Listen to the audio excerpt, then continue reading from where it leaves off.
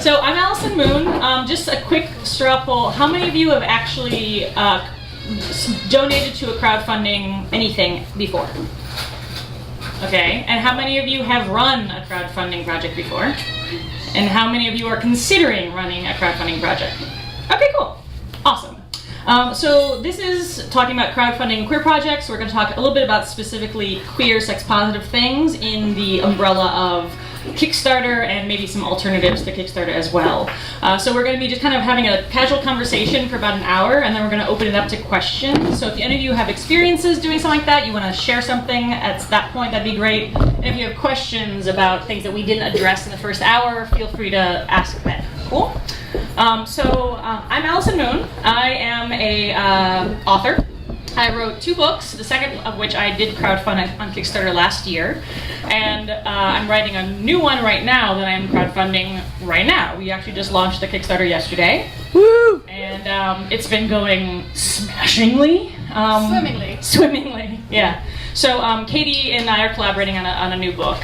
And Katie's an illustrator, I'm an author. And so and I'll talk a little bit about what I think is interesting about what we're doing now and why it seems to be working so well. And what I think worked for all of us individually for our other projects. And we'll have a chance to introduce those. But my second book I kickstarted, which was the second in the series of novels, which I thought was kind of an interesting thing to crowdfund rather, because I knew a lot of people probably hadn't read the first one when I started to try and ask for the seed money for the second one. But I asked for $2,500, and I think I asked for $3,000, and I raised $7,000. And again, we'll talk about different strategies and why that worked for me and different things. But I was inspired by that, and I was mostly inspired not by the money. I was inspired by how the community kind of got excited about the project in a way that I wasn't expecting. And so now with the second one, it seemed like a very useful thing to do because it was a collaboration between not just me and Katie, but also a series of other sex educators who are going to be coming together to collaborate on this, which kind of lends itself to utilizing the fan bases of not just me and Katie, but 13 other educators, which I think is very cool because then it allows them to have their own fan bases opt in and get excited about a new project, with them having to do very little legwork in the meantime. So that's kind of where we're at now, and the reason I'm talking about it in terms of queerness and sex positiveness is that the book that we're working on is called The Girl Sex 101, which is based on one of my workshops, which is about female sexuality and lesbian sexuality. And so I think it's kind of exciting to explore that in terms of how to crowdfund it and how to utilize Kickstarter for that reason. That's a really sexy topic though for crowdfunding. It is literally a sexy topic. Yeah, it is. Thank you. Although doing sex has, I'm just going to say this, Yeah. which is that having a sexy topic has pros and cons, which we should talk about. Well, why don't you introduce yourself? Okay, sure. So I won't make notes while I talk. So my name is Cory. I'm a sex educator, and mostly I'm a sex educator, but I'm also now an author, which I don't know if they have the book, so I'll hold the book up. Of this book, which is called What Makes a Baby, which is actually the book that I crowdfunded. So I didn't, and my experience was very unexpected. So I wrote this book. Basically, it's like kind of a queer retelling of where babies come from. So it's a story about reproduction that takes actually sex out of it. So it works for any kind of family, for any kind of kid. That's what it is. And I wrote it for fun. I had just finished I finished like 14 years. I was a member of a worker cooperative sex store, and I left after 14 years. And so I was doing this project just for fun, and it was going really well. And I decided I would just publish it myself. Again, like just sort of print 100 copies and do it for friends. And it's a very particular, writing a book it's particularly trans inclusive. I actually wrote it specifically for the son of a trans friend of mine. And I knew, because I know a lot about kids' books and kids' book publishing, that no one was going to let me publish it the way I wanted to, so I was just going to do it for fun. And for some reason I decided, I guess it was actually people were responding, and there was a sense that it was a book that should exist, and so I decided to try Kickstarter. And I'm a very shy person, and I don't like being in front of groups of people. I mean, I don't mind being here, but I don't like going like, hey, look at me. I'm not good at that. But I tried it, and so the story is that I created a budget. I knew I needed $9,500 in 30 days. I was super worried that I wasn't going to make it. We raised that much in the first 24 hours, and by the end we raised over $65,000. and pre-sold over 2,000 books. So yes, that was my experience, and it was so intense and emotional and amazing, because of course it's a book that just was for people who didn't have a book before, and so people just came out in these sort of droves around this idea of something that would be for them, and talked to me about it. And so I wrote a book a long time ago about sex and disability, which is mostly what I do, and the process is just so different, because well, this is maybe getting into too much detail, but the process of interacting with people buying a book via Kickstarter or out of kind of crowdfunding is so different than people going into a bookstore and buying a book. And it's amazing. And I can talk more about that if you want. But anyway, so that was my experience. And then the project was so successful that publishers started approaching me. So now I have a 3-book contract with a 7 Stories Press, which is a publisher that I love. And so it's very good. And so I don't have to do it again. Which is, I mean, maybe one day I'll do another crowdfunding thing, but it's so much work, and it's really hard because you have to ask for help all the time, and it's not something that most of us are very good at. So I'm kind of relieved that I can write 2 more books and not do it. Katie. Why, hello.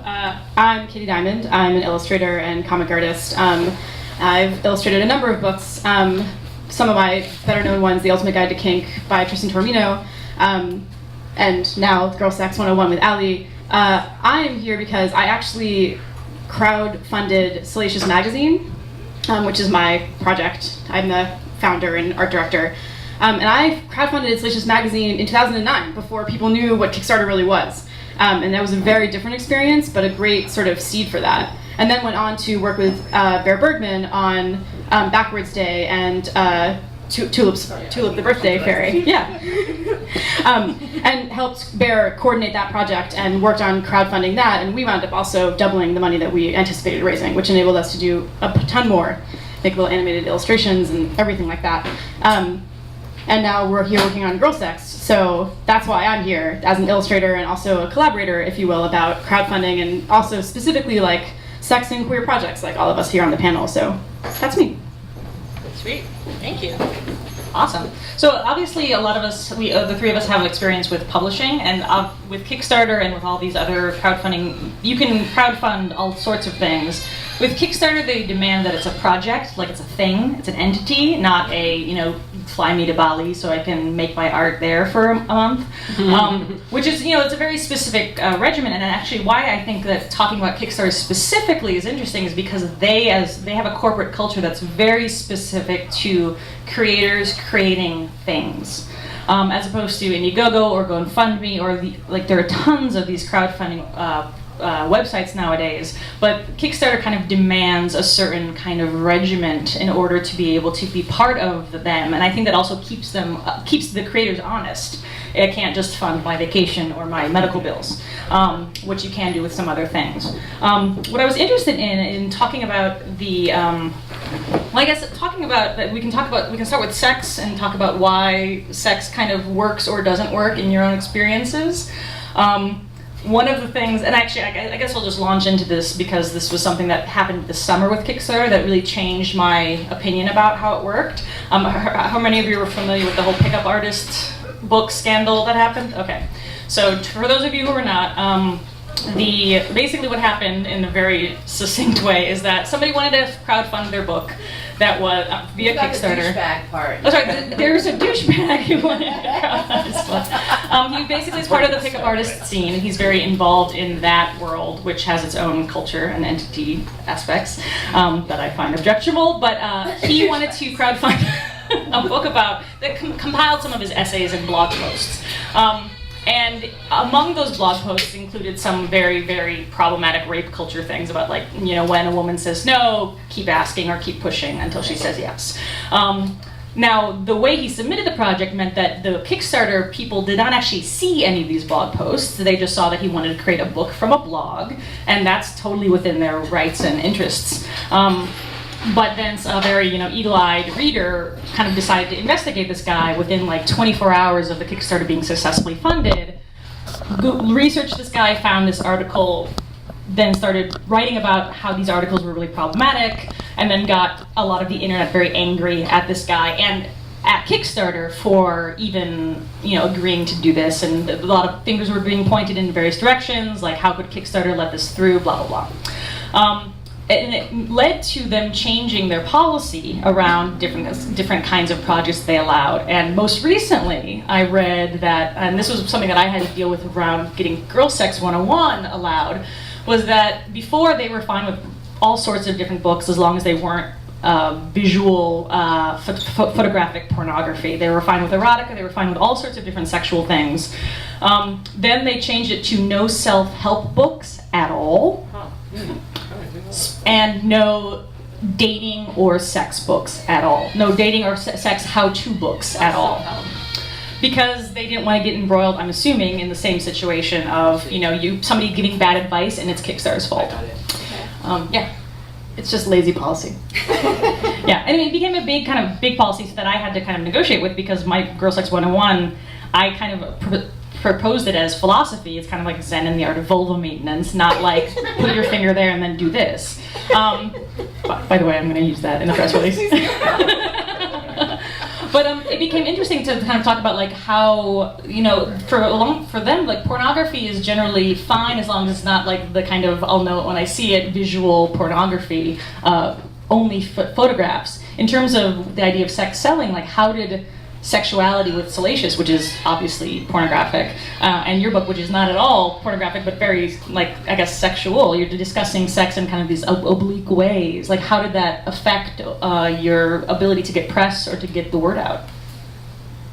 I mean, because I'm an old queen on Kickstarter, they didn't have a lot of the same policies in 2009, so I got to slide under the radar. But Salacious was not originally named Salacious, which is one of my favorite words in the world.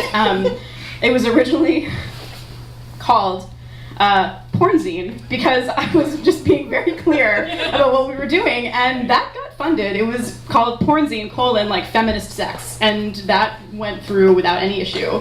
But a lot of the things in place are no longer in place. Like, at the time, you had to sort of write up your project, vaguely explain what you would be doing with the money, and then the thing that they were most fixated on was making sure you were explicit about the rewards. And so what people were going to get in return for their donations, that was very important to them, but kind of what you did or how you did it was not that way. So to some degree, we snuck through. The other side of it, though, is that on the financial standpoint, by working on a platform that now has name recognition, but at the time did not, I had a number of people who refused to sign up, because you can't donate without signing up, naturally, because you have to connect it to a card so you can actually pay. And so I wound up instead taking a lot of personal texts. People were like, I don't know what this is, it's asking me for money, and I'm really confused. We've learned so much. 2013, you're so advanced. So that's what it felt like for me. And I mean, and Backwards Day specifically it was about gender, and it was for children. So it's just a very different beast, that even though we did that in the last year, it was just treated very differently. So in terms of you doing this back in the day, did you find that most of the people who were excited about backing a project were friends and community, or were they people who just found you, strangers?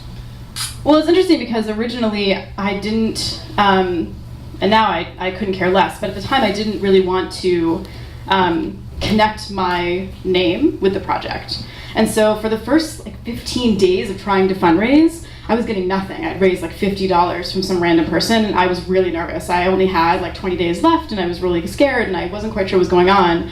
And I realized that the only reason people want to donate to something is because the project isn't just a cool idea. It has a foundation that will raise it up and make it bigger than that. And there's no way, specifically Salacious is a community-oriented project. So someone working under a pseudonym, not making it clear who they are, it destroys sort of the energy and the nature of the project. So once I sort of, threw off the veil, then within 3 days we raised all of our money. Wow. And so, which at the time I did not budget it right. I only wanted $2,500, and I actually really needed more 10. And I was so excited when we raised $3K. I was like, we made it! It was so cool. And I look back and I'm like, wow, I misunderstood that. But it was because I finally said, oh, hey guys, this is actually Katie Diamond. It's not that random. Suddenly everybody was totally all over it. And it changed everything, because people who cared for me and cared for my art and understood what I was doing were able to then say, oh, I trust this artist, you should also donate, which is so huge of crowdfunding, because it's not just your circle, it's the sort of branch out effect that happens.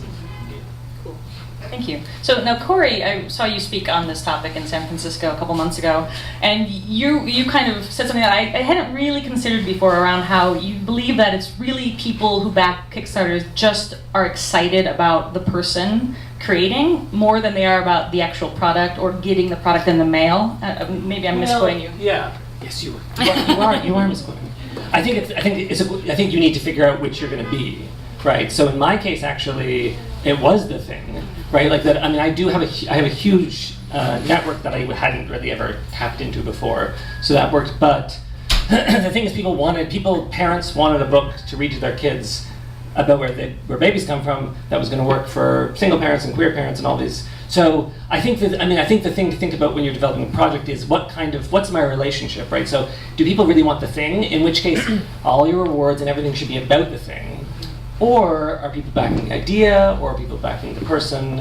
I think what I was saying though, so I've backed up until yesterday it was 60, and now I think it's 65. There've been so many really great projects in the past 2 days that I can't afford that I've been giving money to. This is the thing about it, right? Because you're kind of giving money in advance, so you don't think about it.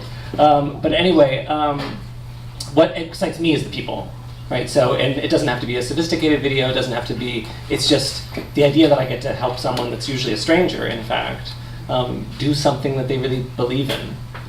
Is amazing, and so mostly I'm giving people $5 and $10, but that I think that's sort of that thing. And for me, the sex thing actually wasn't so much about dealing with Kickstarter; it was more about the impact on getting the word out. Because the fact is that if you're doing something about sex, and there's someone so you're doing something about some kind of sexual expression that's considered marginalized or kinky or something.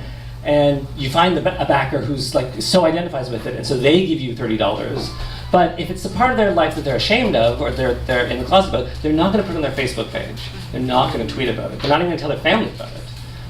So it becomes a real challenge. And I think that's a challenge of framing. I think the thing is you need to decide. Everyone gets to do their own project, and you can just be out and do porn zine, which is good. It's salacious. I like better. It's vaguely classier. Right. But certainly my advice strategically is to be thinking about how this stuff gets shared in public, and are there ways? And I think it becomes a neat challenge about so if for me is wanting to do something around. I don't know if it's about like sex education for trans youth, for example. For me to think about, okay, so I'm going to think about my super straight, aunt who likes me and probably wants to support me, and how is she going to think about this, and how can I get her behind it in a way that she can then talk to her super straight friends. And in that case, it's not that she's going to be ashamed of it, but it might just be confusing. Mm-hmm. So that for me is the sex piece. The thing about sex selling is that it actually doesn't. Right? It sells in a very particular way, but you make money if you make porn and if you have sex for money. But otherwise, I've worked in television forever, and television is about sex, and those shows never made any money because nobody wanted to pay for the advertising because no one wants to put their name on it. Mm-hmm. So there is that sort of issue you need to think about with your projects. Mm-hmm. Yeah. The other thing, and I don't know if you guys encountered this, is that at least with the initial fundraising for Salacious. Once we really started to tumble and we were getting a lot of traction on social media, that also meant that there were lots of radical feminist haters who were oh no, you're creating porn and therefore you are inherently hurting women and you are evil. And there was someone who proceeded to flame war the entire Kickstarter, and it became this conversation amongst all of the donors that was completely out of my hands. And I watched this thing just spiral into crazy town, and I was I just don't this has no content. You can't even, you're literally taking an ideology that I disagree with, but also an ideology and being there's no content here. Your project literally has no money, and yet you are hurting people. I was and it was really complicated. And I don't know, did you guys have experience with that? Well, I didn't, because partly because I paid a lot of attention to projects where that happened, so I did a lot of prevention. The thing I was just going to share is that is absolutely something, if you're ever going to think about doing crowdfunding, to know is that people become invested in good ways and bad ways, and they get very intense, and you need to decide before you do your project what your relationship is to that. I waited for it, and I definitely got I got people being who the hell are you? I mean, the thing is, so, the trick with mine was that I described it as a book for every kind of kid and every kind of family. Very particularly worded, because I didn't say it's for every kid and every family, but every kind, which is like a semantics that I hold to, but not everyone's going to pay attention to that. And so that became the thing, is like, well, is my family really in it? And then people started asking that, and so then I put in you can like make a little FAQ file. So I started answering the questions and put as much as I could. But ultimately, I also say in my text, like, you're taking a chance, right? You're taking a chance on me. I didn't start singing, but I almost want to.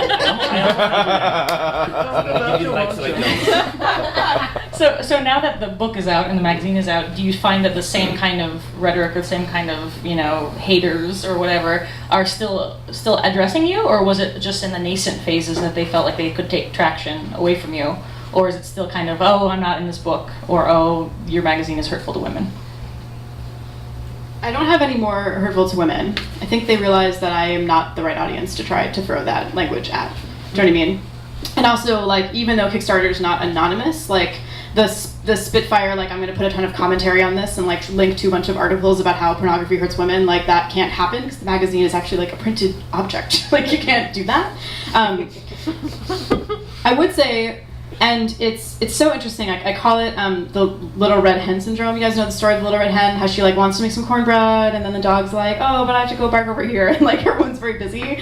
Is that I would say that every time a new issue comes out, I get flooded with people that are like, well, you could have done this better because this person should be represented. And I go, absolutely, you're totally right. And I sit for a second and I write, I completely agree with you.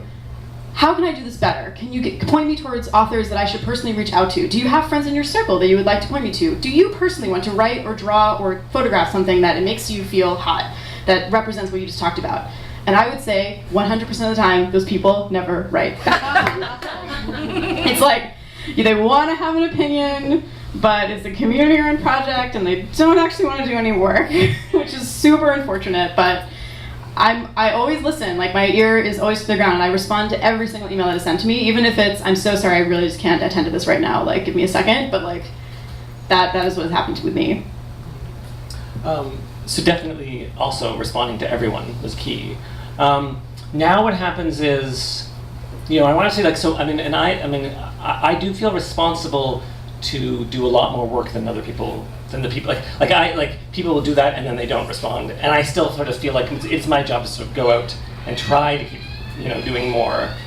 Because some of the people, most of the people are doing it because they just like cutting. It's so much easier to criticize something than to do something or make something. But anyway, that's a tangent. But so, in my case, no. In my case, there's sort of really conservative people who feel like I'm just attacking the family because I don't say you need a mom and a dad. And then liberal people who don't like the gender stuff, right? So, because I don't gender bodies early on in the book. So you have liberal people attacking body stuff? Oh, yeah. Elaborate? What do you mean? Oh, well, so like when the piece ran in the Atlantic, so there was an article in the Atlantic Magazine about it and some pictures. And so in the pictures, here, do you want to hold this one? Yeah. Just so you can see. So the way that we do bodies early on in the book. So bodies sort of look like that, because the truth is, of course, that, well, most bodies that have sperm are bodies that we call men, and most bodies that have eggs are bodies that we call women. Not all are. So it doesn't make sense to me to say every mom has eggs, and she's your mom, and she gave you eggs, and every dad has sperm. It's not true, and so that's not how we do it in the book. So in the Atlantic article, the Atlantic article was like, it was generally positive. It was interesting because he referred to the book as a queer utopia, and he kind of meant it as an insult.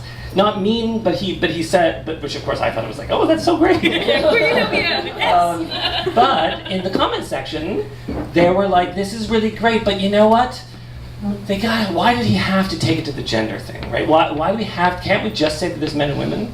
So that's a very, transphobia is everywhere, of course, and certainly alive and well in progressive liberal circles. So that's the kind of criticism that the book gets now. But then the other thing that's actually worth mentioning is now I have to deal with like Amazon and Goodreads reviews, which I now have finally sort of decided not to go read because it's really hard because lots of you get like 20 really positive reviews, but you read that one shitty review and you just keeps you awake at night. So that's the thing that I'm sort of learning to stay away from. I think that's actually a really good point around like learning to have better filters as a creator. And I think that, as an author, like, God, Goodreads is like the awesomest or the worst depending on the day and the person who's angry at my feminism in a different way. But what I think is interesting is that I often confuse the terms crowdfunding and crowdsourcing. And these are two very distinct things, right? Crowdfunding is asking for a crowd to kind of finance your product, and crowdsourcing is actually asking them to contribute to your product. And these are very different things, because I think when people offer money, especially in a non-traditional way of commerce, right? Walking into a store and buying a book doesn't mean that you now can email the person directly and be like, "This book sucks, give me my money back." But in crowdfunding, there is this idea that that the product is not yours. As a creator, the product belongs to everybody who helped you finance it, and so if they don't like it or don't like something about it, they want you to change it before it's been done. And I think that's a really interesting kind of relationship of consumer and creator in this kind of new economy around this stuff, and whether or not somebody can actually tell you whether or not you have to have this kind of person in your book or else I'm going to take my $25 back. The question that I was going to ask, kind of back to the sex thing, was interesting because today I found that we had somebody who donated $31, and then immediately they took their money away. I'm like, oh no, like something happened. And then I saw that money go right back in with a new name. Because I think that they didn't know that when you donate to a Kickstarter, it asks for your full name and your email address so that I, as a creator, can contact you later saying, like, here's your thing, or blah, blah, blah. So I don't think that person knew that their name was going to be published on the website as somebody who donated to this project. And so once they realized that, they freaked out, recanted, and then did it again with a new name. And that was something that I'm going to go back in and add that as part of the FAQs of, like, don't use your real name if you don't want that to be associated on the page with that. But I think also what you're talking about, the willingness to share, right? Like, my mom loved spreading the word about my lesbian werewolf novel, even though it was sexy. But I'm not going to ask her to tell her banker friends to donate to a book that's about, fisting. So in terms of like trying to get the word out, how do you kind of paint the banner and send it out as much as you can? I mean, do you try to do like a large media blitz, or did you really focus your marketing in specific ways of like leather communities or queer friendly family communities and nothing else, and just kind of, you went viral quite quickly because there's obviously a real need for that, but I'm wondering, like, in terms of targeting to get the messaging out, like, how did you figure out who to email asking for help specifically? Did you just look at your communities and then branch out, or elsewhere? So I was very intensely organized about it. So I started, I went basically everywhere, but in sort of circles. So I started, the first week I'd spent just with friends and some close colleagues. So just emailing lots of people emailing them individually, lots of sort of group emails. And then I think the second week I went to bloggers. And so I thought about all the people who have an investment in the book, right? So that was, single parents and LGBTQ families and parents who've adopted, and then people who are into kids' books and sex educators and the trans community in general. And so I had spent months looking at each of these groups and basically going online and finding the blogs and then emailing those bloggers individually. So that was the second week. The third week I tried to do media, which was, it wasn't, it was okay, and because the Kickstarter did so well, they started approaching me. But big media, I think, is actually less interesting, unless it's media that everyone listens to. So I was on a radio show, and it was like at the drive home time, and that actually brought a bunch of people backwards because people listened. So yeah, I kind of did everyone, and I thought about the campaign when I made the video. I thought about the broadest audience possible, but always keeping to my, I had some things that I wasn't gonna, right? So it's possible that, like, in my video, there's like, at one point I say who the book's for, and it's like 7 or 8, it's like, whether you're, trans or cis, whether you're da da da da, and it goes on, and I'm sure some people are watching rolling their eyes, but I don't give a shit because I want the whole list in there. So, so that's how I sort of made compromises when I was okay with it, but not all the time. I mean, I started off with just email. and personally writing people. And I actually went out of my way to send out individual emails instead of sort of like a BCC situation, because it meant that I got to tailor emails, and I'm going to have like a skeleton of the email, and then I'm going to say, dear, insert name here, like, I'm doing this new project, I've never done this before, here's how this is going to work, like blah, blah, blah, this and that. And if you feel comfortable, here are the ways you can share it, and here's this and that. And that was actually very successful. And it also meant that I got to get email responses from people, because again, this is like I'm old. This is before Kickstarter like had really good analytics, and so it meant that I could really only track kind of what was happening and how people were following up with me, like through the website slightly, but then people actually personally responding and explaining why. And that sort of holistic response was really key to making it so I knew what to do next. I haven't been the organizer of the Kickstarter campaigns that I've collaborated on since, but at the time when you proposed the project, you were not allowed to ever edit your proposal. Oh, wow. So you were locked into what you said. And so it meant that if anybody then came back to me and said, this isn't going to work for me, it had to be through the FAQ or through an email. And that was actually, I love how comprehensive the Girl Sex 101 Kickstarter is. Like, it's so comprehensive and covers so much ground, thank goodness. I did not really even know the shape of what Salacious was going to be. And so to some degree, it was through FAQ and emails that I got to shape it, because I couldn't go back and say, and here's another thing we can do. Like, I just had to sort of be like, well, you just have to trust me and here are all these emails. And then I moved to Facebook once I sort of like removed the veil and started sending those emails more. And also, as we got closer and closer to reaching our goal, like, and we were so close that the Facebook became sort of this countdown where I could say, sort of like what I did with Girl Sex, like last night on social media, I sort of blitzed it a little bit, because we were able to raise $1,000 in the first day. And I got to watch that happen because I kept posting people saying, we have $11 left, and then suddenly we were over because someone literally pinged me on Twitter and said, I was the person that put you over. There you go, like, which was so cool. Do you know what I mean? So. Yeah. In terms of nowadays, just in case you're curious about what you get locked into, you can change a lot of the verbiage, you can change a lot of the description and even the video. The only thing you can't change now is if somebody backs at a certain reward level, you're not allowed to change that reward level after it's been claimed, right? So the first person kind of breaks the seal, and you have to kind of honor that unless you have an outside negotiation. But you can add reward. Right, you can. So if I have $25, I'm like, oh shit, I want to add a different $25 reward. So if somebody doesn't want the book, they want a DVD or something. You can add that so people have the option of choosing. But you do get locked into like, yeah, I promised you a bag of jerky, I'm giving you a bag of jerky or whatever. Is that one of your rewards? No, but it should be. Well, I have to say, I supported this project, Smut Peddler, which I highly recommend. Smut Peddler, so fantastic. And they originally wanted to raise like something like $20K, and they wound up raising like 80, and were able to pay all their artists and do hardcover books and this crazy thing. And as they kept going over their goal, what they did is they kept adding cooler rewards, and we're like, well, if we raise this much money, then you're all gonna get a pony. Like, it was just amazing to like watch them entice people, and it was a really good strategy because they could then message because you can also message all the people who have supported through the website, so you don't have to like go in and individually do it. And you can message via different support levels. And so I would get these notices saying, oh my god, we just broke 30, and now we're gonna add this particular reward level for these people. And like, that's how they really just like kept upping the ante. It was really cool. And so in that strategy of things, it's like people can change their donation levels once they've already donated once, or backed really once. So, I can say, everybody who backed at $40 and over will now get the letterpress, book plate or something fancy. That sometimes is an incentive for people to up their own donation so that they can actually get that fun thing that you've promised these people at this tier. So that's a great way to kind of stay connected with your backers and let them know that there's more cool stuff down the pipeline that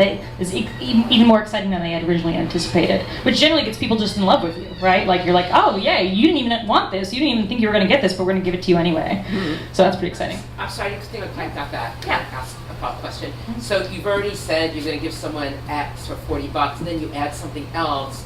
So they're getting two things for giving at the same level.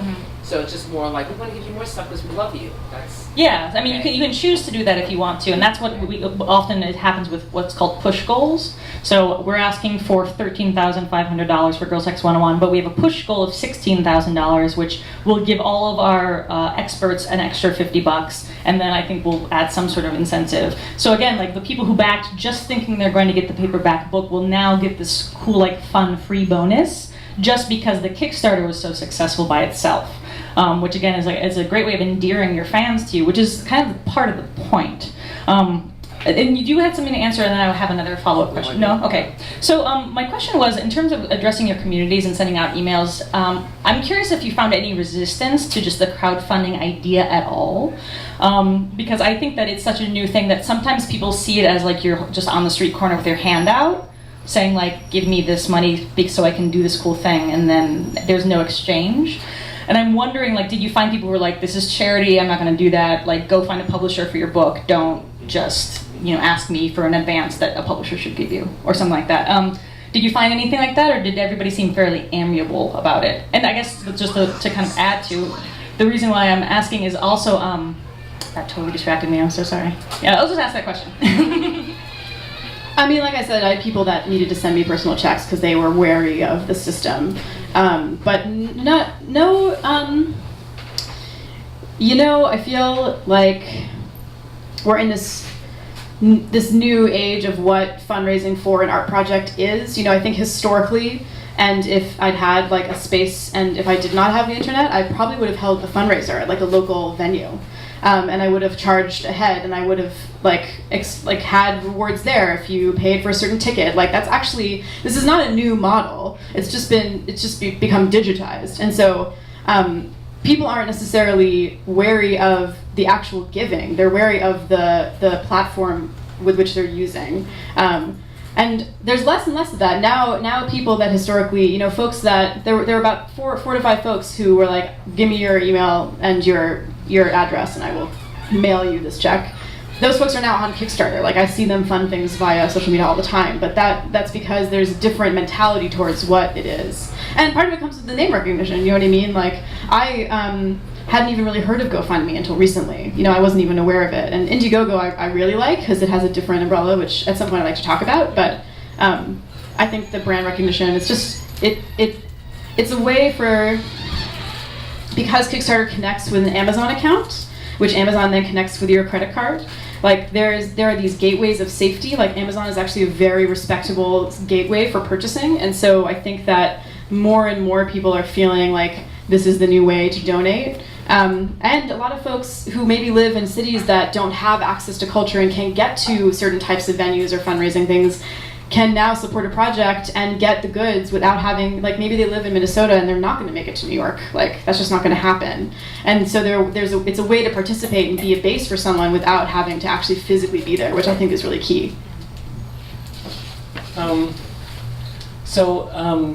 question was, In terms of resistance. resistance, yeah. So, I didn't experience resistance. The thing is, I have to say, I was, and I would encourage everyone to be super mindful, though, of what it means to ask for money, right? So, and one thing about the fact that we're talking about queer projects, and I think, I don't know how many people have seen, there's a Kickstarter for a documentary about Miss Major.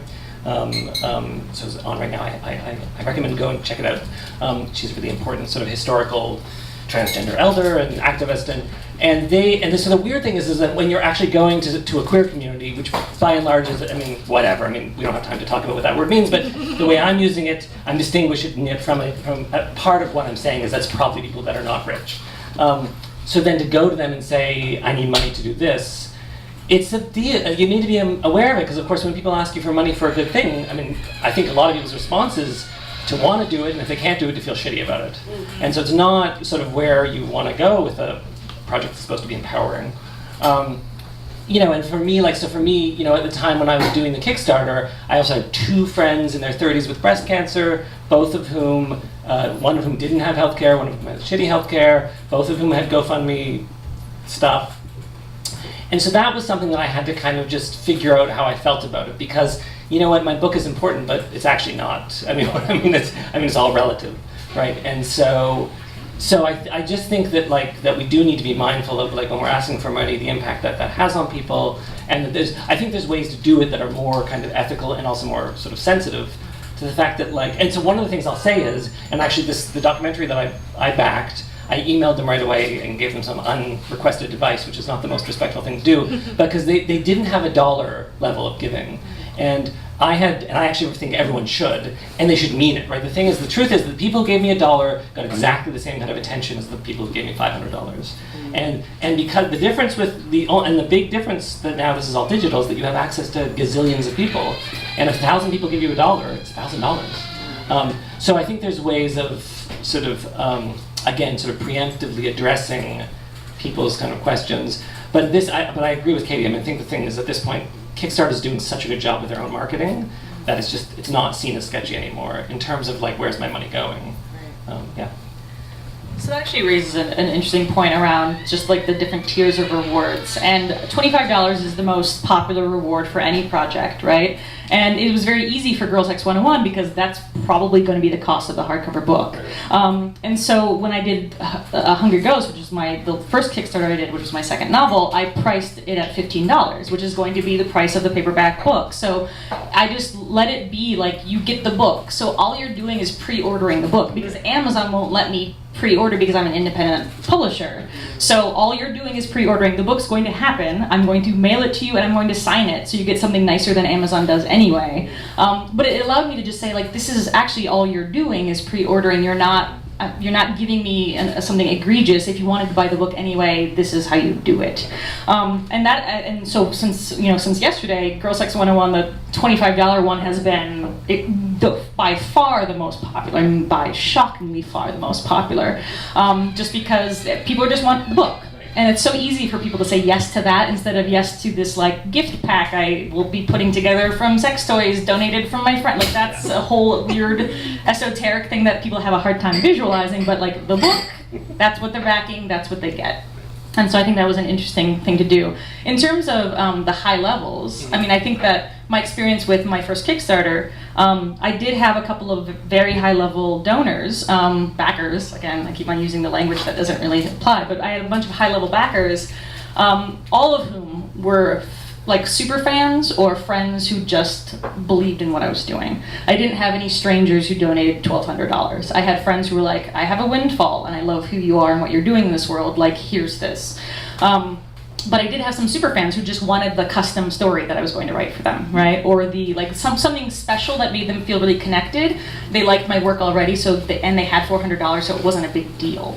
So I'm curious about at the higher levels, above and beyond the basic product that you're offering, did you find any sort of interesting pattern or unique thing that you discovered from people who gave you high amounts of money, even if they weren't necessarily, invested in the product that you were giving them or something else? When the Salacious Kickstarter exploded with lots of anti-porn rhetoric, I got tons of large donations. And a lot of them were people saying things well, now I want this project to exist even more. Bam. And so that's what happened is what put us over the edge is there were 3 different people who donated between $300 to $500, and that kicked it up. And they were take it. Take that. And that was it's literally put your money where your mouth is, right? So that was super helpful. I wasn't on the back end of Backwards Day very much, so I don't know who gave big and why. So I wish I could speak more to that, because Bear was very successful in that Kickstarter, but everybody who was invested in that Kickstarter was very invested, so that is helpful too. Because you build a base, right? That's sort of we keep hitting this point over the head, but you then build your base, and specifically for something like Salacious, it means that I had my first round of subscribers, because it's a magazine that comes out very infrequently, but it's a magazine, and so that meant that I could always have that core base of people and know that they were invested in the project. So And you have to kind of tap them a couple times a year. yeah, I got to say the next one's coming out, or this is happening in a different way. My experience was the people who gave over $100. So there was I think I had 100, I had 300, I had 500, I had 1,000.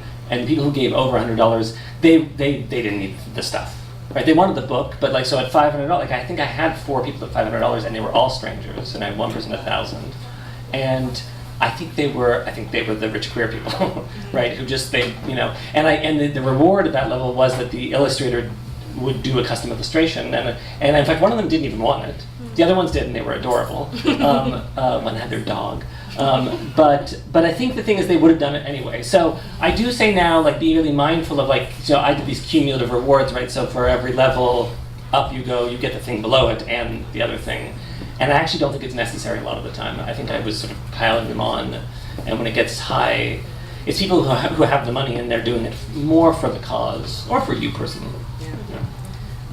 Well, I think it kind of goes back to like what you're selling, and I think that, you know, for my fiction, it was, you know, I had the option of for $1,000 I would fly anywhere in the continental U.S. and I would run a workshop or whatever, and nobody backed at that level because again I think people just want the book, you know. But for this, like, I got an email last night from a leather women's community saying we want to run a fundraiser to raise $1,000 to bring you out to our community to teach. And like, because I think I'm in with Girl Sex 101, I'm selling not just the information, but I'm selling myself as the, you know, expert in this field to create an experience. And I think that's a very different thing. So I think that's something to consider when you're doing a crowdfunding, is like, what are you actually selling? Like you said earlier, is it you, or is it your brand? Is it what you offer, or is it just the thing? Is it just the, like, the widget or the little dongle that you put on your iPhone? And that's a big difference. Kind of going back to what you were saying about Indiegogo and Kickstarter, what I thought was really interesting when I came out with my first novel, people wondered why I didn't need any startup capital for it. Why? People said, well, it's because it's a great way of marketing. It's just a great way to get the word out about a thing you're creating via crowdfunding. I thought it was so strange, but then I found that the second book did much better than I was expecting for a sequel, because people had already heard about it about, you know, 6 months before the book actually hit. So I already had some media to go on when the book hit. So I'm wondering about that around the kind of, I guess, the community of Kickstarter and what Kickstarter itself does for you as a creator. Or something else. I mean, all of what you said is true, but there's a small part of me that has a problem with, problem with it. I don't know. It's a very good confrontation. I have a question about it. Let's say I have a question about it. Because if you don't need the money, then I kind of don't want you to be there, because I want the people who do need the money to be there. So there's just, I mean, that's just a very, like, immediate response. I think it's more, okay, I don't know that. So Zach Braff is an actor, and he was on. No, I don't yeah. So he's fairly famous. He created Garden State, which is a movie independently produced back in whatever year it was, and he had this kind of a quasi sequel to Garden State that he wanted to do. The story goes he shopped it around Hollywood and nobody wanted it. I wasn't there, I can't say whether that's true or not, but he decided to crowdfund it. Okay. And so Zach Braff, the Hollywood star, now was asking for Joe Schmo for $25, and like the rewards were like, you can come to the release party. And so that was like, became this like, kind of, it was an example of people saying like, you're using it, you're sullying what Kickstarter is supposed to be for. It's supposed to be for the people who don't have resources, not for the people who have way more than they need. So, okay, but I should clarify, because in fact now I know what you're talking about, because I remember when I saw Spike Lee's Kickstarter, there was a reference to that, and I had no idea why he was talking to Zach Braff. What does he have to check Zach Braff? But so the thing is, I don't know Zach Braff. But I do know, for example, I mean, I don't actually know Spike Lee, but I actually believe Spike Lee that I believe that not a lot of Hollywood producers want to give him money to make the movies he wants to make, and so it's not right. I mean, yeah, I'm glad this is good. It's a conversation. It's more about if you're only using it for marketing. The truth is, it is an amazing marketing tool. So it's not a dumb idea, because people do get so much more invested than if they're going to a store and buying the book. But there's just this part of me that like I won't do it again for my books. I don't need to. I mean, my publisher wouldn't ask me to because they're political. Another publisher might want me to, and then I would say no, because, you know, they're giving me some very small advance, but it's enough and they're printing the books. So that's my thing, is that if it's only a marketing tool, even though it's a very good one, I kind of want to say, you know, anyway, whatever. It doesn't really matter what I would say. That's just my response. I think that's valuable. Well, no, this is actually a good pivot into like why I really appreciate Indiegogo. So for instance, Salacious, which not a lot of people know, is actually, we are a 501c3. We have the umbrella of a 501c3 because there's this fantastic organization which everybody should look up called Fractured Atlas. Fractured Atlas is actually based here in New York, but they lend their 501c3 status. This is what they do as an organization. They lend their status to you so that you can accept donations that are tax deductible. And so that means that as long as I say in various places when I apply for funds or do things, I'm a project of Fractured Atlas, I can accept your donations via Indiegogo. And so while it's kind of marketing, because I'm saying, oh, here's Indiegogo, here's this fundraising campaign, here's how you can do this, when people go to donate to Salacious via Indiegogo, whether it's a campaign that's actually, we're trying to raise this amount of money, or whether they're just going through the donation outlet, they get to write it off. And so it kind of plays both sides of that coin, right? And I highly recommend it. Like Kickstarter is great. Indiegogo is kind of the same exact thing as Kickstarter, except it has that extra little, they are connected to Fractured Atlas as a project. So, and I would also say that, I mean, speaking of sketchiness, like I think it's very easy for people to set up like eBay accounts and be like, I'm selling off my old comic books and taking it via PayPal. And it's sort of like, oh, you're sort of like, will I ever see the comic? Like, I don't know what's happening. And so I think that the legitimacy of Kickstarter is that you suddenly have this community project forcing you to make good on what you're saying, which I think does not happen in a lot of places. So while just for marketing, no, but as a way to be held like accountable to what you're actually doing as an artist, I think it's really important. I think you get held accountable reputation-wise, but Kickstarter isn't going to come to your house if you don't publish the book you promised them. And I think that's something that as somebody who backs a Kickstarter, you should be aware of, that you may not get the thing that you were promised, because it is a social contract, not a contract. So that's something that's, can be concerning to some folks, and that sometimes there have been some scandals of people giving lots of money and then the people not showing up. And they can probably never show their faces again, but it definitely is something that it is kind of buyer beware in that way. In terms of Indiegogo too, I mean, the primary differences that I see is that obviously the platforms are much larger with Kickstarter because they have, they kind of did their own marketing better in some ways. But also the interesting distinction between Indiegogo and Kickstarter that I find to be the kind of crux of it is Indiegogo will give you any money you raise. Kickstarter will only give you the money if you hit your minimum. And this is a huge incentive for people who do Kickstarter to fucking market that shit, because I'm terrified. Like, I'm going to be on pins and needles for the next 43 days, making sure we hit that minimum, because if we don't, we get none of it. And with Indiegogo, you get whatever you raise, which again is kind of a problematic incentive, because some people are like, whatever, they made $2,500, that's enough. Yeah. As opposed to, no, really, I need this or nothing. So I'm wondering, like, in terms of that experience, like, do you find that incentive is actually hardy enough? Yeah. Yeah. It's the reason that I recommend Kickstarter. I mean, aside from the Kickstarter has a larger audience. So, Katie, you were saying that you started so long ago and you did this. So this is age.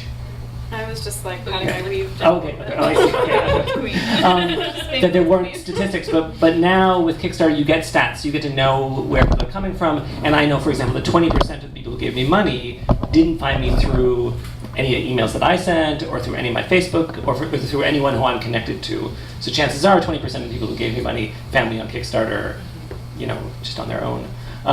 So there's that, but the other thing is that, yes, I think you should be scared. I think that, unless you're just this super marketer and you love doing this stuff, which very few people do, it's like a great kick in the ass, and you're just super motivated. And then the other thing is, I think it also motivates other people because they see the clock ticking. Right, so I just recently gave to, the person who directed Watermelon Woman is doing a short film. Oh, Cheryl Sheridan. Yeah. And it was 40 hours left, right? And they were really close. And so I gave, and then I tweeted, you got 40 hours left to help. So I think that I feel Did they make it? I don't think it's done yet. I think that was last night. But they're gonna make it. They're gonna make it. They were really close. Yeah. So for me that is key. The timeline, or the all or nothing. Well, so I've been, again, obsessively checking my stats, and that's the thing that I think some people are probably pretty cool about being cool about this stuff, but I'm not. I've been we were joking over dinner that I should ring a bell every time during this talk we get a backer, because I'm ooh, I'm going to be just attached to my phone. There's a Kickstarter app, right? Yes, but I haven't downloaded it because I'm terrified. I'm going to be just obsessive about it. Anyway, so yes, thank you.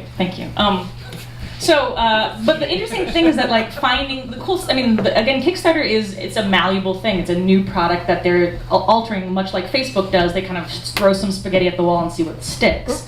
And that's a really useful thing for creators too, because there's a lot of back and forth. After my first one, I told them it would be great if I could email people at a certain level all at once, and like be able to, I mean, I can't remember what it was, but I had something that I needed them to do that would have made my life so much easier, and then within 2 months it was instituted. And they're really interested in kind of how they can make themselves better for creators because they want to stick around, and I really appreciate that. So I've been paying attention to the stats, and one of the cool things is you can see where the traffic comes from, right? So Facebook gave us like 50% of our traffic, Twitter 20%, and then the rest was from, you know, searches on Kickstarter. Now you can't see what terms people are searching for yet, which is unfortunate, but you can find what categories. So 10% found us through nonfiction, and then another 5 found us through like staff picks for Oakland area or something like that.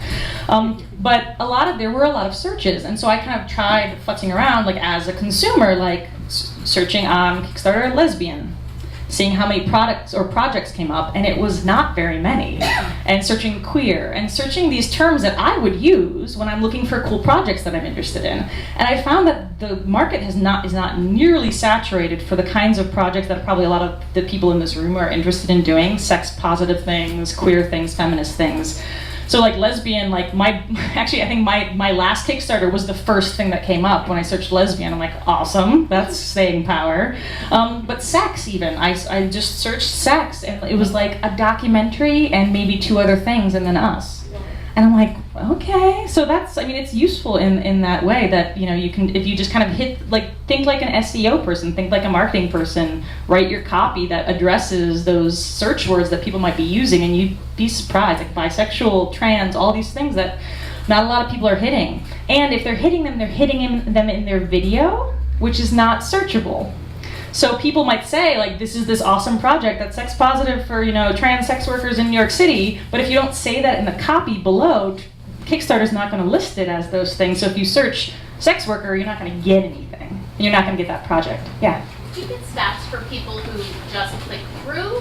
Or for people who click through, or only for people who donate? You do get stats for people who click through and watch the video. This is a new thing that I noticed. I'm not sure if it happened for you. So I'm actually able to see how long people watched the video for, which is golden. For people of you who are marketing geeks, like, it's so great. And the cool thing that I was very inspired by is that people watched our video like 20 or 75% of the way through, which happens to be right before I do the pitch. So people, generally speaking, either were sold or weren't sold, and they didn't need to see my pitch because that's what was going to come anyway. So they either donated or they didn't. The conversion rates, they don't actually share like actual conversion rates, but you can kind of deduce it from the math of like how many people watched the video versus how many people have donated so far. And you did the math of like how much money we've averaged per hour, which was really cool too. That's just because I'm a nerd. How long's your video? Oh yes, well, I learned this from you. So my last video was like 6 minutes long because I was trying to explain to my people who didn't know Kickstarter. I'm like, you're pre-ordering the book. You're not giving me a handout. Like if I had a traditional publisher, I would probably get it in advance, but I'd have to pay it back. La la la. So I was kind of explaining how publishing worked to people who didn't get it. So that was a long video, and I'm sure most people didn't watch it. They either gave it because they wanted the book or not. This video is, do you remember, like 2.5 minutes long, 3 minutes long? Like I just drove it home. I was very clear on that because of your advice that most people don't watch. I mean, even if they don't watch college humor videos that are longer than 4 minutes, you know? Like, you either want the punchline fast or you don't get it at all. So that became very useful too for us to edit the thing. I just got right to the point. Like, this is the thing. This is why it's exciting. This is who's part of it. Give me money. So it worked so far. It will work. Okay. Do you have a question? Well, so, I have a question. yeah. Let's open it up to questions. How do you pay your taxes on that money? Do you want to repeat the question? If you were an ideal, how would the perfect person do that? Maybe not. You don't have to talk about whether you did it. The question was, how do you pay your taxes on that money? I can answer this. So I'm very afraid of the government. So so you pay your taxes, like you pay it on everything, right? It's like it's merchant. And I went to some tax people because my tax person who usually helps me isn't super sophisticated because I didn't ever have complicated things. So first I read a bunch of articles online, and then I went to a tax person, and they said basically it's merchandise that you're selling, and I was kind of like, well, I'm giving them a book, and the book is worth $25. What about the people who gave me $50 just because they wanted to give me an extra $25? But it's not a donation, right? It's not framed as a donation on Kickstarter. The issue is I mean, of course, the issue with all this stuff is about getting caught, right? So in some ways, it is, and I'm not a tax lawyer, I'll just preface that, in case people thought I might be. I'm dressed like a tax lawyer. The question is what's reasonable, what makes sense, and the truth is that people are giving me money for a product or service, and so it was income. So I had to deal with. I mean, although there's two things. One is that you don't get all the money, right? So you lose about 10% of it. And then the truth is also you can write off all your expenses, right? Which in my case was all of the internet. I ended up in the end actually not actually making a profit from the book, but that was because I spent all the money, right? But I legitimately did. So yeah, so that's my understanding. My understanding is you need to pay taxes on it. Did you get a 1099 or a W-9 from Kickstarter? Yeah. From Amazon? So Amazon actually issues you whatever it is. I'm Canadian, but they issued me the W-9 with the total on it. That's really helpful. Yeah. They did not do that in 2009. I'm just saying. They probably had no idea. They did not know what they were doing, and I also did not understand what I was doing, and so I basically wrote off my entire year of work that year because I raised this much, but then I spent this much. So it was like, oh great, glad that bloop, penny was in that pool. So yes. Also, I am not a lawyer, for the record. I do find that what's happening now for people who are interested in this kind of thing is that sales tax on the internet is still kind of up in the air as far as the federal government goes. They want to keep on charging taxes, but the various large companies involved don't want that to happen. So Amazon is this amazing fighting dog because it sometimes works on your behalf and sometimes doesn't because it's a big, strong animal that has a lot of sway.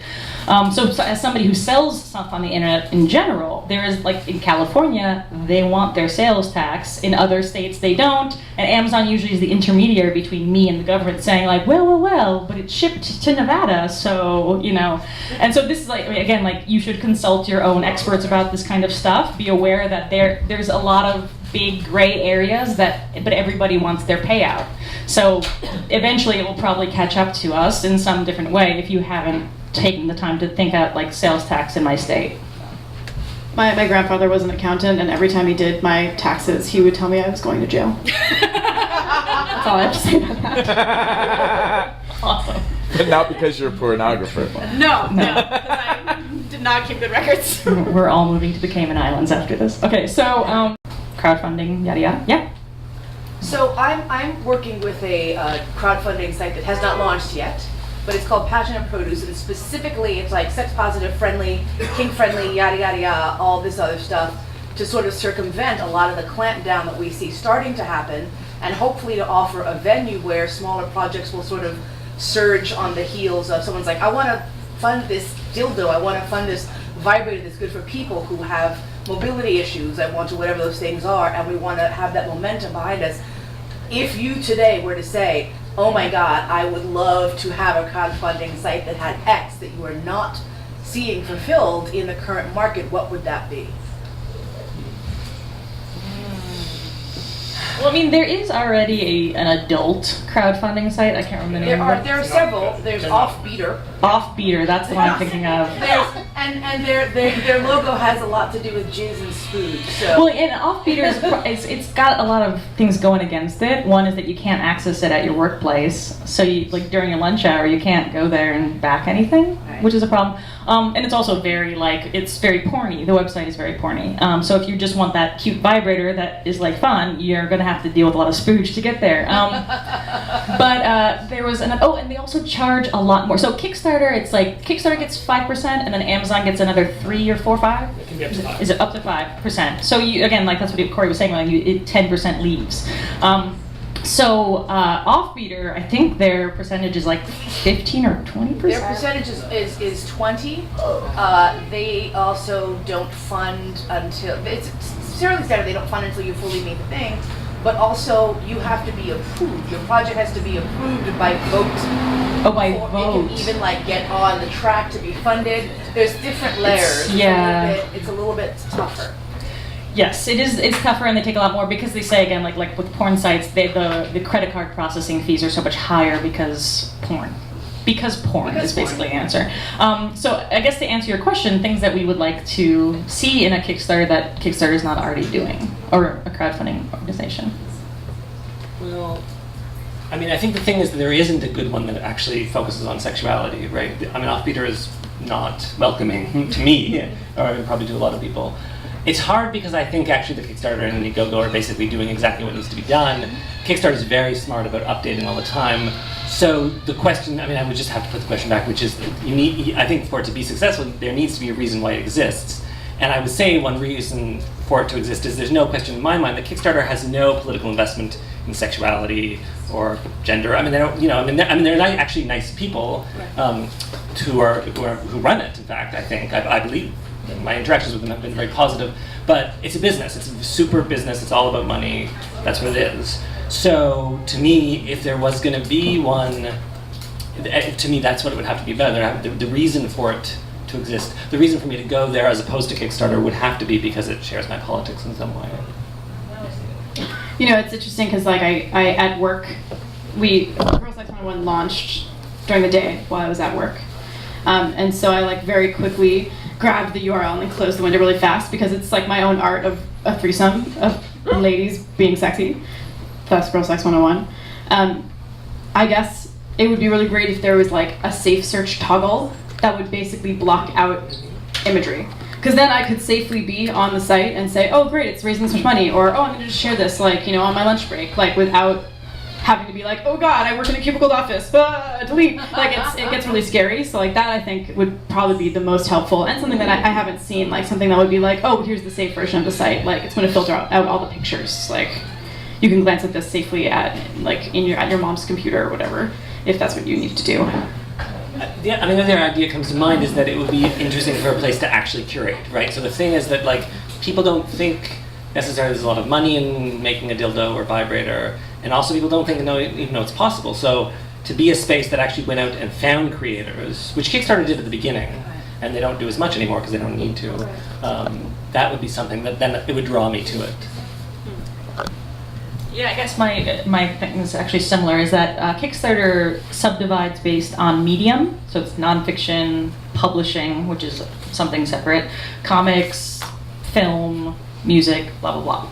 Whereas they don't have like an LGBTQ subcategory, which for me, I would be far more interested in looking at all the projects that are happening under that than just all the projects that are happening under documentary, for instance. You use the search engine? Oh, no, you can use the search engine, but the way the website is laid out is that they have different like tabs that lead to different subcategory pages. So again, like Girls Sex 101 is part of the nonfiction section, where it's kind of comics, and it's kind of nonfiction, and it's sex ed and queer, and it's a lot of different things, and I would love to be able to tag it, and I would love to be able to do affinity groups instead of just medium, because that would be far more interesting to me, and I think also to a lot of people, right? Like, if you're a history junkie, like you'd want to donate to a book project about the Civil War just as much as you'd want to do a documentary about, you know, Hiroshima or whatever. These are things that are I think would probably be more interesting to folks in terms of browsing. But I think that, you know, the way that the community is structured, like people hang out on Kickstarter. You know, people get off on that kind of, the way that social media runs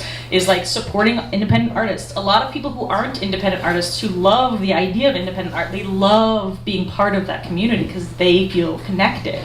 So something that really adds that social aspect of like people who are excited, people who are these, you know, kind of old school patrons on a smaller scale, right? Like this is a beautiful, real relationship that's existed for a very long time in history. So being able to have people feel like they can be the patrons of art that used to exist but kind of no longer do, in a smaller, more kind of interesting way, I think would be really special. Like being able to create connection between the creators and the patrons at different levels would be cool. Any other questions? Yeah. So when you start a project for the first time, how do you know how much money you need? That's a great question. That is a great question. I know that Cory has a good answer because you're so analytical about this stuff around, well, budgeting. Budgeting, okay, yeah. Yeah, so like I created a budget, and luckily I've worked in nonprofits for many years, so I kind of know how to do that already. Wait, can I ask? You create it by yourself, or you ask like your people to help you? Like, well, for the first one, it was, you know, the reason why I was crowdfunding was I wanted to pay my editor and I wanted to pay my cover designer. That was all I wanted money for, because I was going to do all the rest. I was going to typeset it myself. I was going to get it proofread for free. Like I had a bunch of stuff. I knew that all I needed was the money to pay these two people. So it was very simple math. With Katie and I and with the collaborators, like I had to figure out like how many people do I want to write this book? how much can I pay them for it? So I have 13 people, I want to pay them $50 each for 1 page. If they write 2 pages, am I going to pay them more? So it became a lot of, the Excel spreadsheet of budgeting. But Katie and I had a negotiation of like, what would make this fair for you to draw a shit ton of images for this book? Would it be For hire. work for hire, thank you. Would it be a work for hire? Do you want royalties? Like, how does that work? And so it really became like me having established my publishing entity, we were having a conversation about developing a contract for a publishing deal. And so we kind of had to have that conversation of like, what's fair for this amount of work? If you work more than this, how much more do you need to get paid per hour or per drawing, etc. And so it's a lot of moving parts. I think the best advice I can offer is know your medium really well. Because if you're going to self-publish for the first time and you don't know what typesetting is, or you don't know that you're going to need to buy like Adobe InDesign in order to typeset, these are things that will all of a sudden like blindside you because you didn't know that you needed to do it in the first place. And how about your time? Did you budget for your time for writing the book? Well, so that's always the question that people ask. If I did, I'd have to charge a lot more. I mean, if I got paid minimum wage for writing books, I'd be a millionaire. I wouldn't be a millionaire. I'd be a thousandaire. But I think that the issue with that is the first book I didn't care. I was going to write the book anyway, and that's kind of how I approach it as a creator. I'm going to do it anyway, and this is just me. So you can decide how you want to get paid for your work. It's everybody's decision on their own. But for me, I was going to write the book anyway. All I wanted to do was not have to charge, to go into credit card debt to pay people what they're worth to help me. Out-of-pocket expenses. Right. So that for the first book novel made perfect sense. For this, I padded the budget a little bit, knowing that I was going to be doing a lot more work as a production manager, because I'm going to now not only be writing a book, I'm going to be negotiating and sending out contracts to 15 different designers. The editor. I'm not going to edit the work, but I will be, helping to create it in a different way. So I did budget a little bit. It's not much, but it's basically enough that when Kickstarter takes the 10%, I won't be under budget, or over budget rather. So I definitely could pad it. I think that's an issue though of people kind of getting wary. Some people really care about how you spend the money. Like after the first Kickstarter, I sent out to my people who backed me, just so you know, this is how I've spent the money that you've given me. How awesome! Thank you so much. It enabled them to see that printing 1,000 copies and then mailing them abroad is fucking expensive. And I think a lot of people don't have appreciation for that kind of thing. So that really helped in that scenario of being able to show them that the money mattered to me. So you had an itemized budget, was in the facts section? I didn't put it in the facts section. I only gave it to people who actually donated. Okay. For Girl Sex 101, I in the video talk about where the money's going. And actually I do have a question of where does the money go? And I say about half of it's going to contributors and creators. The other half is going to hard costs. If we raise anything more than that, some push goals will happen. I'll be able to print more books. I'll be able to sell on consignment to bookstores I wouldn't be able to sell on consignment to, and things like that. So I let them know where the extra stuff will be going. But I think I budgeted $1,000 for myself. Yay! after 9 months of work, I make $1,000. Yeah. So that's kind of how it works for me. I would say, specifically when it comes to anything that involves production, and just a little caveat, my official title, full-time and off work, whatever, is production coordinator. I make things happen, make it in your hands, so I know how to budget for stuff like that. But a lot of people don't, and so a lot of it, I would say, if you're gonna make a book or decide you want to make a documentary, is that actually you can go into a print shop and any major printer, and you can say, gosh, I want to print a 60-page full-color glossy magazine. How much would that cost per item? And most places will be happy to actually itemize for you what the costs would be. It's not actually that crazy. They're really willing to work with you. Even if you never go back to them and wind up printing them, then you have a ballpark. Because the other side of it is that you're raising money, but then you have all this money, and then you have your idea, and you actually need to figure out who your vendors are, and so on and so forth. So actually figuring out who your vendors for printing or making your movie or renting equipment from, figuring out those people way ahead of time, and figuring out what the hours will be and the costs, turnaround. A lot of people don't realize that if you're going to work with a printer that isn't a print-on-demand printer, that if you want to get a proof of your book, it's going to cost more if it's an actual hard copy versus something you see on your screen. So if you actually want to see the pictures on paper and how they'll look, you're going to pay extra money for that, and people don't realize that. And so going in and asking all those questions, I think, is so key, and everyone's very friendly. And then you kind of, in your pocket, get like a little Rolodex of people that you can actually work with and know who has good materials. Does that make sense?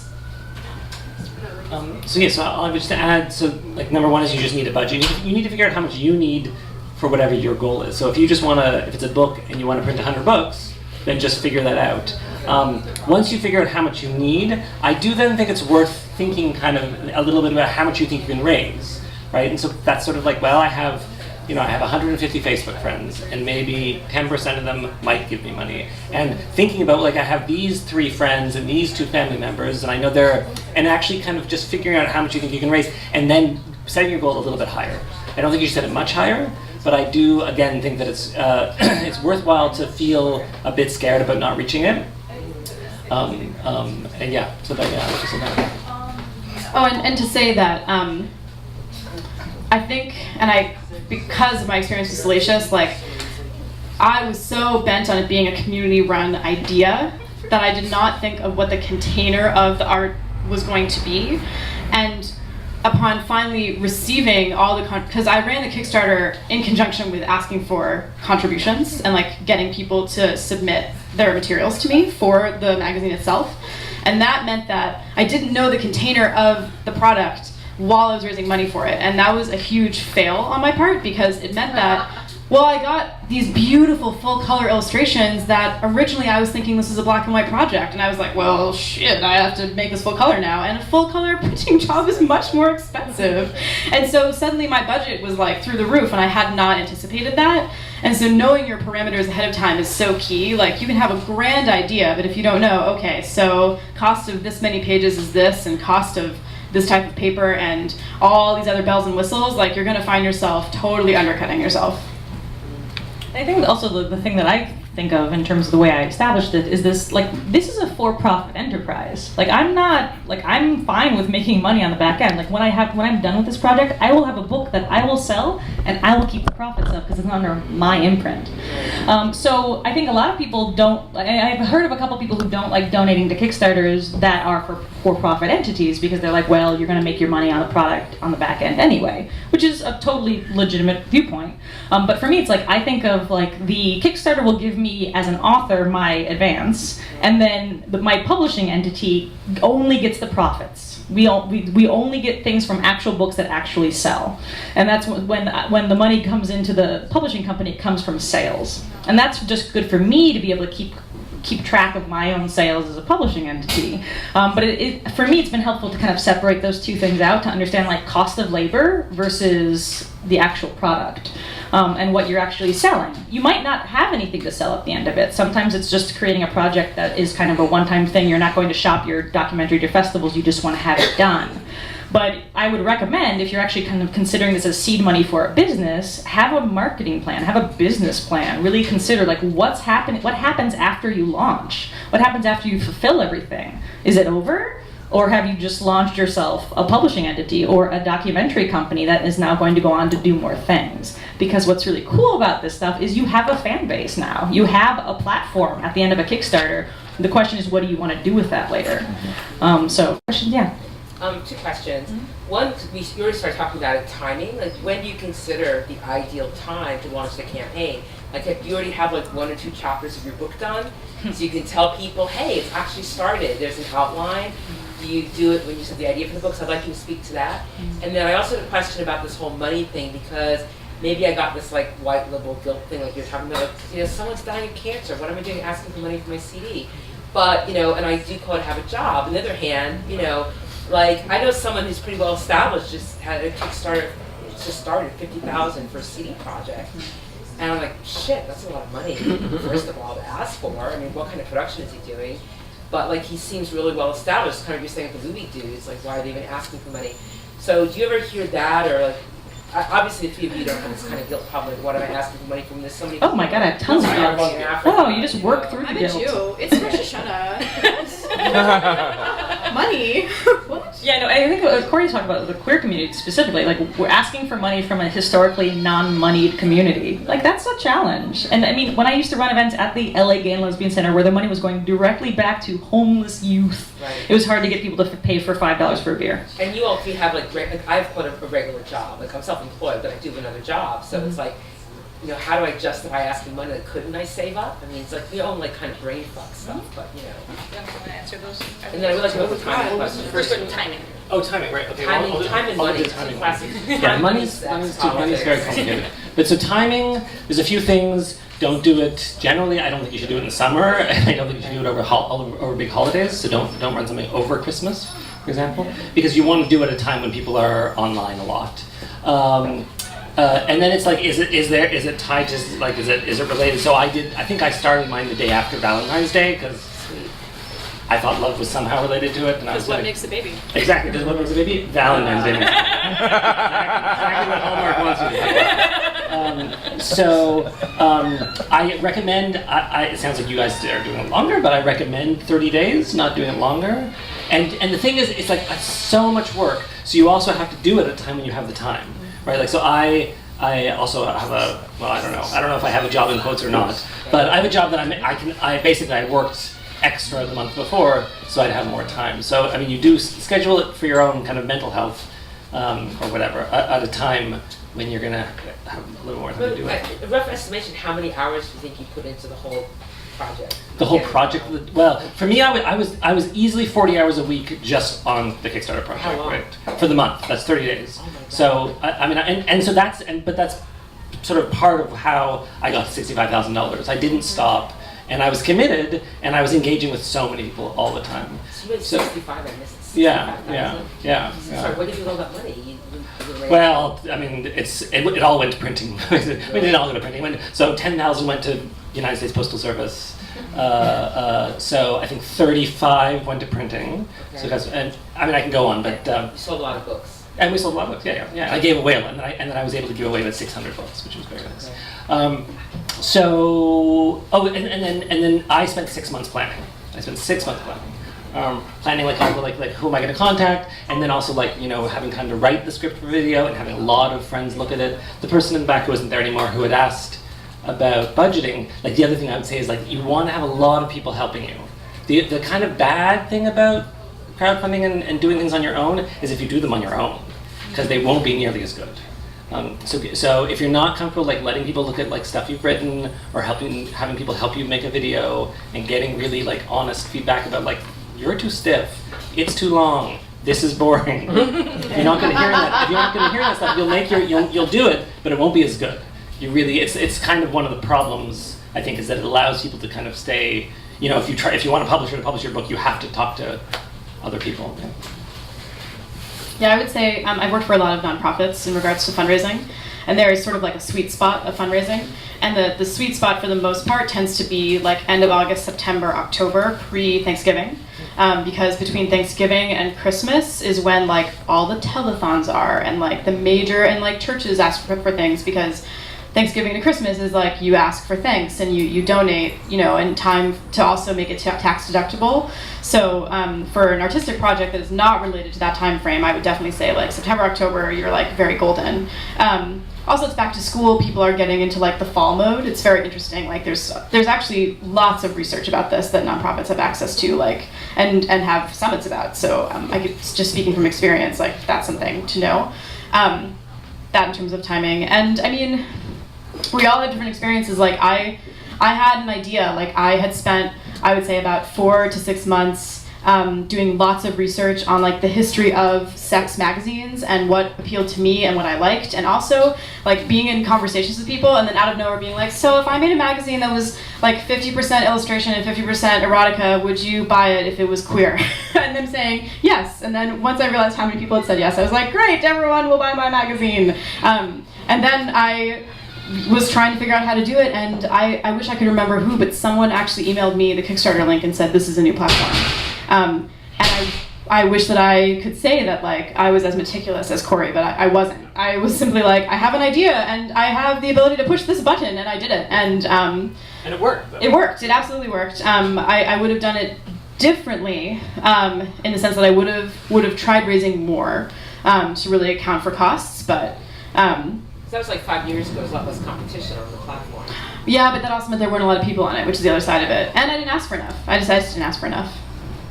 Yep. I want to answer that question. Oh, real quick. go ahead. And So just to answer your question, a lot of what Katie said, you want people to be at their computers. If they're on vacation, they're not answering. The project was ready to be kickstarted in the end of July. It was just sitting there having been approved, but I wasn't going to launch it in August, right? Girl sex, yeah. Same thing though with I think I started the campaign for Hungry Ghost in mid-September. How much time do you need to allow for them to approve it? I would give them a couple weeks. They look at it putting together the campaign is hard. It's time consuming. You're figuring out the levels of donations. You're sometimes trying to come up with clever names for the donations. You're doing the budget. You might be doing a marketing plan. You're recording and cutting the video. Like I gave myself probably like 6 weeks to just get that shit handled before I even submitted it for their review, knowing that they would probably have questions and we'd be going back and forth. So if you have like a day you want to launch it, give yourself a lot of lead time because there's going to be some back and forth, and just let it sit until you're ready. I was tweaking on it though. Like I think I got one person who didn't agree to be part of the book until like last week, and I'm like, good, and I just yoinked them in. But in terms of timing, yeah, I want people to be at their computers. For me, my birthday's in October. So for people who wanted to buy me a gift anyway, I asked them to donate to the Kickstarter. And I did that last time too. So again, a lot of my family were like, "Oh, I was gonna, get you some nice bras, but I'll send you $100 instead." I'm like, bonus.